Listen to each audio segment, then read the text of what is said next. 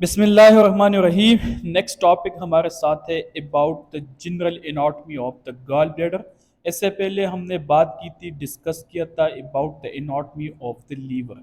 इसकी लूप्स हमने डिस्कस किए थे, इसकी ब्लड सप्लाई, इसके एनाटॉमिकल पोजीशन। इस लेक्चर में हम डिस्कस करेंगे about the anatomy of gall bladder.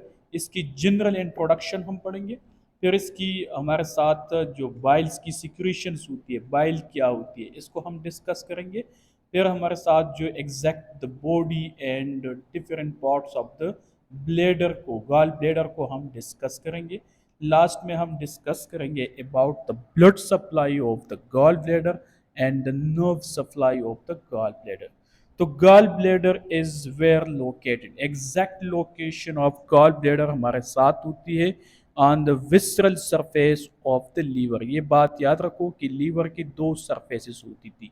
एक हमारे साथ है डायफ्रेगमेटिक सरफेस, जो स्मूथ और कन्वेक्स होती है, जो इंटीरियर साइड पे होती है। दूसरा हमारे साथ पोस्टीरियर इंफीरियर सरफेस होती है, जो हमारे साथ रफ होती है, एलिवेशन और डिप्रेशन होती है। वजह क्या होती है? वजह यह है कि इसके विसरल सरफेस पे बहुत सारे अर्गन्स होती है, गॉल ब्लैडर की डिप्रेशन होती है, इसी तरह इंफीरियर वेना केवा की इम्प्रेशन होती है।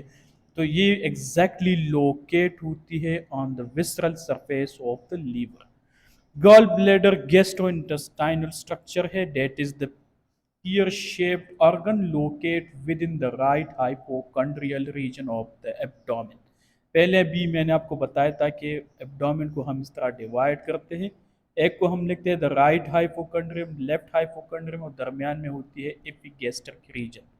इसी तरह this is the lumbar region, इसी तरह इस द इलियो हाइपोगैस्ट्रिक, या हम कहते हैं द लोअर हाइपोकॉन्ड्रियल रीजन। ठीक है, तो ये मौजूद होती है on the right hypochondrium region पर, बिलो द विसरल, या हम कहते हैं on the visceral surface of the liver पर।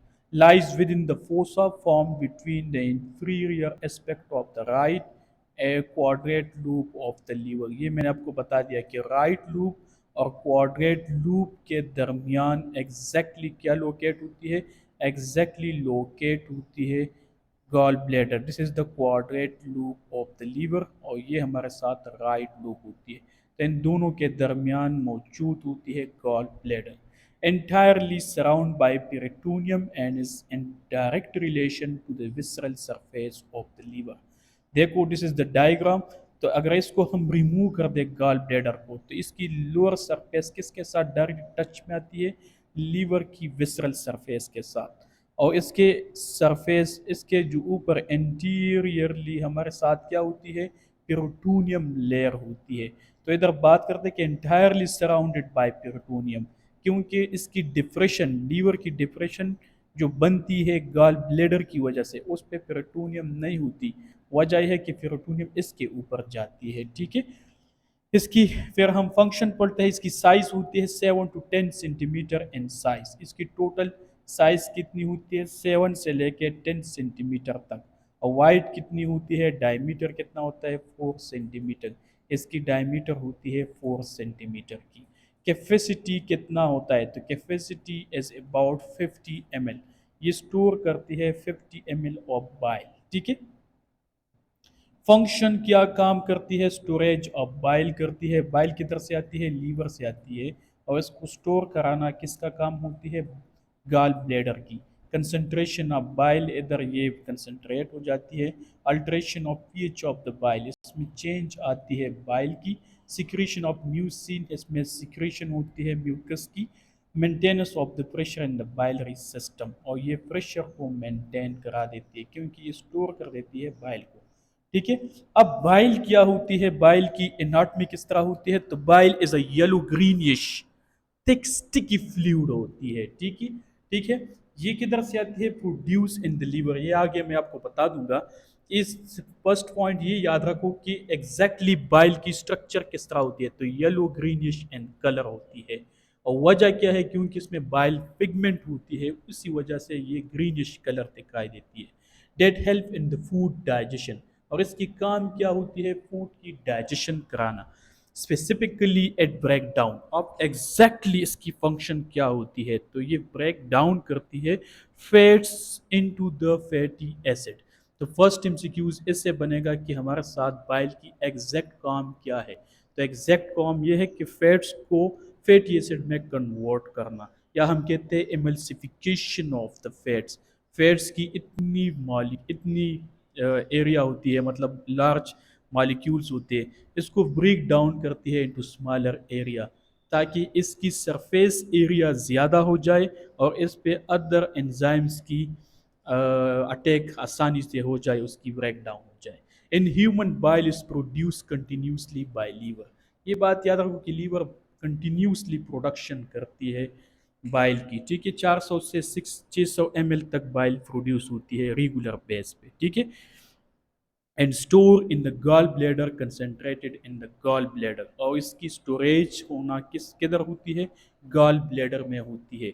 एग्जैक्टली इसकी कंटेंट क्या होती है, इसमें क्या मौजूद होती है, तो इसमें वाटर होती है 97%, साल्ट होती है 3%। ऑर्गेनिक फेगमेंट के लिहाज से तो ऑर्गेनिक और इनऑर्गेनिक में होती है बाइल फेगमेंट, ठीक है।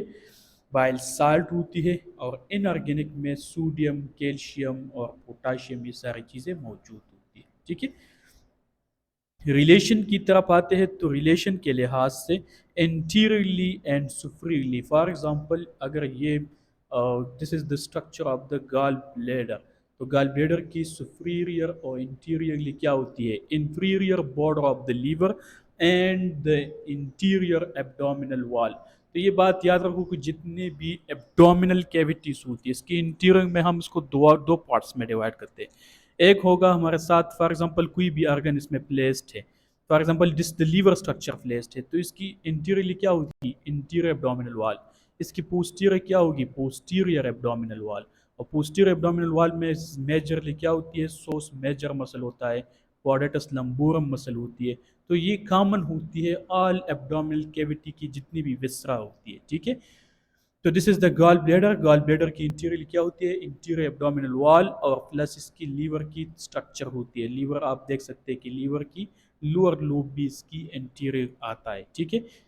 पोस्टीरियरली ट्रांसवर्स कोलोन, ये बात याद रखो कि पोस्टीरियरली क्या होती है, ट्रांसवर्स कोलोन होती है, and proximal part of the duodenum होती है।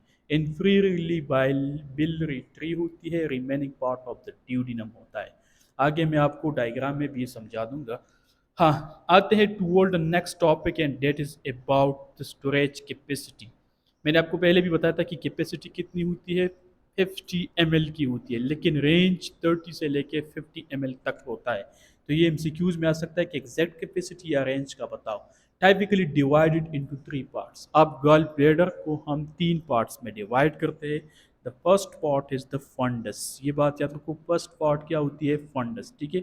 आप देख सकते हैं this is the fundus area. जिस तरह हमारे साथ स्टमक में फंडस एरिया था जिसमें सिर्फ और सिर्फ गैसेस होती थी, एग्जैक्टली इसकी स्ट्रक्चर भी हमारे साथ है।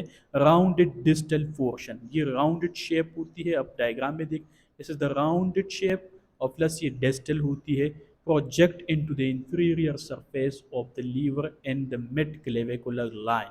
मिड क्लेविकुलर लाइन पे ये किधर होती है, मिड क्लेविकुलर लाइन जो क्लेविकल की स्ट्रक्चर होती है, इसकी मिड लाइन पे एग्जैक्टली क्या होती है, गॉल ब्लैडर होती है, ठीक है।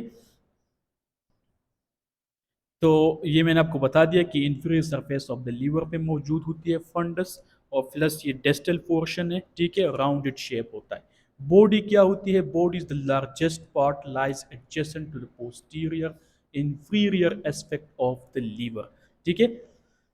हाँ, transverse colon and superior part of the duodenum. देखो एग्जैक्टली बॉडी क्या होती है, body is the largest part. ये कितना होता है, लॉन्गेस्ट या largest part of the gall bladder होती है। neck, and this part tapers to become continuous with the cystic duct leading into the biliary tree। ये बात याद रखो कि एग्जैक्टली ये टेपर करती है, मतलब नेरो हो जाती है और कनेक्ट होती है विद ये विद द डक्ट, ठीक है। आप देख सकते हैं ये थोड़ी बहुत नेरो कंडीशन में जाती है, और किसके साथ कनेक्ट होती है, विद सिस्टिक डक्ट। इधर भी आपको मैं एक बात समझा दूं कि ये जो इधर एक स्वेलिंग होती है नेक रीजन में, इसको हम क्या कहते हैं, हार्ट मैन पाउच कहते हैं। और ये वो एरिया है जहाँ पर स्टोन की फॉर्मेशन सबसे ज़्यादा होती है इन द गॉल ब्लैडर। ठीक है, the neck contain mucosal fold known as Hartmann pouch which is the common location of gall stone to become low causing cholecystitis. ठीक है, इधर हमारे साथ क्या होती है, इन्फेक्शन ऑफ गॉल ब्लेडर होती है। तो गॉल ब्लेडर की पार्ट्स के बारे में मैंने बता दिया, फंडस होती है, body of the gall bladder होती है, आर्टमेन पाउच होता है, इसके साथ नेक होता है, और ये नीचे जाके हमारे साथ कनेक्ट होती है with cystic duct. Cystic duct combine होती है with hepatic duct that is coming from the liver directly, और ये दोनों कंबाइन करके क्या बना देती है, कॉमन बाइल डक्ट बना देती है। तो आगे मैं इसको एक्सप्लेन करते हुए आसान है। ब्लड सप्लाई की तरफ आते हैं, तो ब्लड सप्लाई किससे आती है, इसकी blood supply is coming from the, हाँ, blood supply of the gallbladder is coming from the cystic artery, a branch of right hepatic artery। आप देख सकते हैं कि मैं आपको डायग्राम में बता दूं कि एग्जैक्टली राइट हेपेटिक आर्टरी होती है और लेफ्ट हेपेटिक आर्टरी होती है। तो राइट हेपेटिक आर्टरी से ब्लड किधर जाती है, सिस्टिक आर्टरी के थ्रू गॉल ब्लैडर में जाती है। This is the cystic artery and which is the branch of right hepatic artery. और राइट हेपेटिक आर्टरी किसकी ब्रांच होती है, तो इधर आके हमारे साथ एओर्टा के साथ कंबाइन होती है। ठीक है, तो ये cystic artery, branch of right hepatic artery. Venous drainage simple है, cystic vein directly into the portal vein जाती है। ठीक है, venous drainage of the neck of the gallbladder is via the cystic vein, which drain directly into the portal vein. Venous drainage of fundus and body of gallbladder flow into the hepatic sinusoids। ठीक है, ये बात याद रखो, जो नेक की जो blood वापस जब जाती है तो ये जाती है इनटू द सिस्टिक वेन्स में, लेकिन बॉडी की और फंडस की जो ब्लड रिटर्न होती है ये फर्स्ट जाती है इनटू द साइनोसाइड्स में। ठीक है, साइनोसाइड्स ये एक साइनस होती है, ठीक है, उसमें जाती है, उसके बाद ये इनटू द पोर्टल वेन्स की तरफ जाती है। तो ये ब्लड सप्लाई थी राइट हेपेटिक और left hepatic artery. Right hepatic artery right lobe of liver को सप्लाई करती है, और ये लेफ्ट को, और इससे एक ब्रांच निकलती है जिसको हम कहते हैं सिस्टिक आर्टरी, और ये सप्लाई करती है into the gall bladder. Lymphatics की तरफ आते हैं, तो cystic lymph node situated near the neck of the gall bladder. ये किधर मौजूद होती है, तो exactly the neck of gall bladder. तो इससे एमसीक्यूज भी बन सकता है कि एग्जैक्टली सिस्टिक जो लिम्फ नोड होती है ये किधर लोकेट होती है। तो हम इसको बात कर सकते हैं कि it is located near the neck of gall bladder. ठीक है, innervation the nerve supply of the gall bladder, तो sympathetic and parasympathetic vagal fibres. Parasympathetic मैंने आपको पहले भी बताया था, किससे आएंगे, वेगस से आती है। सिंपैथेटिक किससे आती है, सीलियक ट्रंक से आती है। The gall bladder contract in response to hormone called cholecystokinin. ये बात याद रखो कि कंट्रैक्शन ऑफ गॉल ब्लैडर, जब बाइल की सिक्रीशन जाती है into the duodenum, first part of the small intestine पे, तो इसको कंट्रैक्ट कराना एक हार्मोन का काम है, उसको हम क्या कहते हैं, cholecystokinin, which produce by mucous membrane of the duodenum. ठीक है, on the arrival of fatty food from the stomach. For example, ये मैं आपको डायग्राम में भी बता सकता था, लेकिन फॉर एग्जांपल ये फूड की कंटेंट आती है फ्रॉम द स्टमक से। ठीक है, तो स्टमक से first part of the duodenum की तरफ आती है। बाइल की स्ट्रक्चर किधर लोकेट होती है, on the visceral surface of the liver पे इधर मौजूद होती है। तो ये इधर से हेपेटिक डक्ट आती है, इससे सिस्टिक डक्ट आती है, कॉमन बाइल डक्ट बना देती है, और कंबाइन लिया के हमारे साथ किधर जाती है, into the first part of the duodenum की। तो जब भी फूड कंटेंट में फैट्स आती है इनटू नीचे ड्यूडिनम में, तो इधर ये फील करा देता है कि there is some fats in the food, तो हमारे साथ साइटोकाइनिन की रिलीज हो जाती है। और ये साइटोकाइनिन क्या काम करती है, इस पाउच को, ये जो बाइल होती है इसको कंट्रैक्ट करा देती है इसके रिस्पॉन्स में। ठीक है, तो तब हमारे साथ बाइल की सिक्रेशन होती है। Next topic about the biliary tree. Exactly biliary tree क्या होती है, इसकी एनाटॉमी क्या होती है, इसकी स्ट्रक्चर किस तरह बनती है, तो इसको मैं एक्सप्लेन करा देता हूँ। ठीक है, the bile is secreted by the liver cells. Liver cell से बाइल की सिक्रेशन होती है at a constant rate of about 40 ml/h। ये बात याद रखो कि कितनी सिक्रीशन होती है। एक तो टोटल कैपेसिटी था 30 से लेके 50 तक ml की, लेकिन एग्जैक्टली पर आवर इसकी सिक्रीशन कितनी होती है, तो 40 ml की सिक्रीशन होती है। The biliary tree is a series of gastrointestinal ducts allowing newly synthesized bile to the liver to concentrate and storage stored in a gallbladder। देखो एग्जैक्टली ये लीवर की, ये गॉल ब्लैडर की स्ट्रक्चर होती है। तो गॉल ब्लैडर से हमारे साथ सिस्टिक डक्ट आती है, और इधर हमारे साथ common hepatic duct. This is the common hepatic duct, क्योंकि राइट और लेफ्ट लूप से आती है। ठीक है, आप देख सकते हैं this is the right hepatic, this is the left hepatic. ये दोनों कंबाइन करके कॉमन हेपेटिक डक्ट बना देती है। और ये जब cystic duct from the gall bladder के साथ मिल जाती है, तो इसको हम फिर नाम देते हैं कॉमन बाइल डक्ट। इधर दो पॉइंट्स होती है, कॉमन हेपेटिक डक्ट और common bile duct. Common bile duct तब होगा जब हमारे साथ बाइल इसके साथ कनेक्ट होती है फ्रॉम द सिस्टिक डक्ट से। ठीक है, और ये दोनों कंबाइनली आके हमारे साथ पनक्रियास की डक्ट से मिल जाती है। मेन पनक्रियाटिक डक्ट जिसको हम कहते हैं, इसके साथ ये मिलती है और ये इन में बना देती है कॉमन हेप्टोक पेनक्रियाटिक डक्ट बना देती है। और ये जाती है into the small part of the small intestine की पार्ट को, दैट इज द ड्यूडिनम में। This is the first part of the small intestine. ठीक है, इसमें जाती है। The bile is initially secreted from the hepatocytes and run from both lobes of the liver via caniculi, intralubular ducts, and connecting the duct into the right and left hepatic ducts। इसका मतलब ये है कि जितनी भी small canaliculi लूबुलर होती है, इससे हमारे साथ बाइल्स की राइट और लेफ्ट लूप से बाइल्स की सिक्रीशन आती है इनटू द राइट और लेफ्ट हेपेटिक डक्ट में, और ये फिर जाती है into the common hepatic duct की तरफ। These ducts unite to form common hepatic duct, और ये दोनों कंबाइन हो जाती है तो कॉमन हेपेटिक डक्ट प्रोड्यूस करती है। ठीक है, विच runs alongside the hepatic vein, और ये जाती है विद हेपेटिक वेन, इसके साथ साथ क्या जाती है, हेपेटिक वेन भी जाती है नीचे। हाँ, बाइलरी डक्ट में एग्जैक्टली इसकी नोटमी की तरफ आते हैं, तो हम कहते हैं कि as the common hepatic duct, तो इसकी लेंथ कितनी होती है। कॉमन हेपेटिक डक्ट कौन सा था, this is the common hepatic duct. ठीक है, ये कॉमन हेपेटिक डक्ट है। इसकी लेंथ कितनी होती है, तो एमसीक्यूज पॉइंट से भी इंपॉर्टेंट है। इसकी लेंथ होती है अबाउट 1.5 इंचेस, या हम कहते हैं 4 सेंटीमीटर लॉन्ग।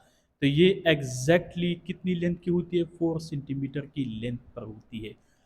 फिर हम बात करते हैं कि अबाउट, हाँ, and join the cystic duct, और जब ये सिस्टिक डक्ट को जॉइन करती है तो सिस्टिक डक्ट की लेंथ कितनी होती है, अबाउट 1.5 इंचेस या 3.5 सेंटीमीटर। या आप देख सकते हैं कि इसके साथ ही इसकी जब ये दोनों जब मिल जाए तो इसकी लेंथ की कम्बिनेशन कितनी रह जाती है कॉमन बाइल डक्ट की, 3.4 सेंटीमीटर की। ठीक है, फिर हम बात करते हैं at this point the common hepatic duct and cystic combined. Common bile duct जब इससे बनती है तो कॉमन बाइल डक्ट की कितनी लेंथ होती है, 3 इंचेस। तो ये सिंपल बात है, मैं आपको दोबारा समझा दूं कि एग्जैक्टली इसकी लेंथ होती है 4 सेंटीमीटर की कॉमन बाइल डक्ट की। सिस्टिक डक्ट की 3.4 या 3.5 सेंटीमीटर की होती है।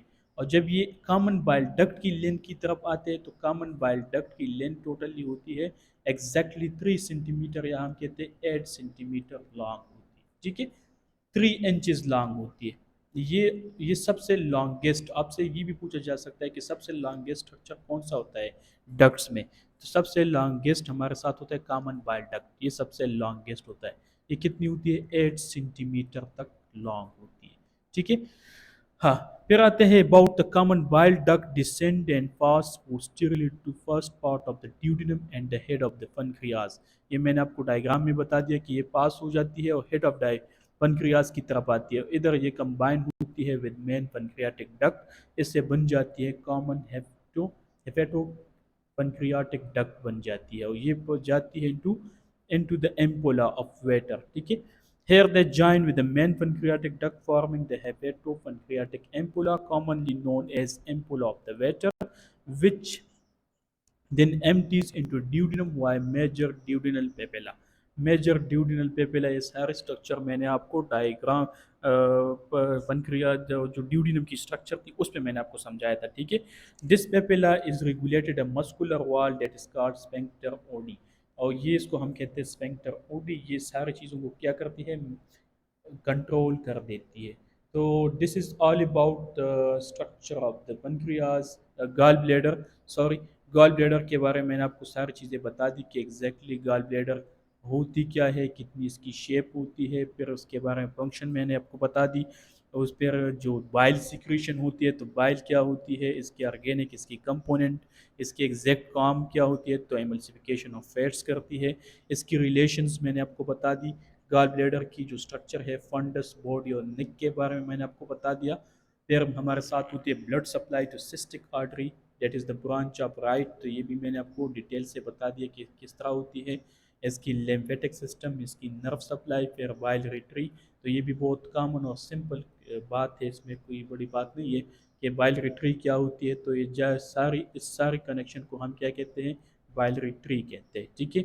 अब बाइलरिटरी में इंपॉर्टेंट क्या है, इसकी लेंथ कितनी होती है, तो कॉमन हेपेटिक डक्ट की लेंथ 1.5 इंचेस होती है या 4 सेंटीमीटर की। फिर इसके साथ सिस्टिक डक्ट मिलती है तो उसकी 3.4 या 5 सेंटीमीटर होती है।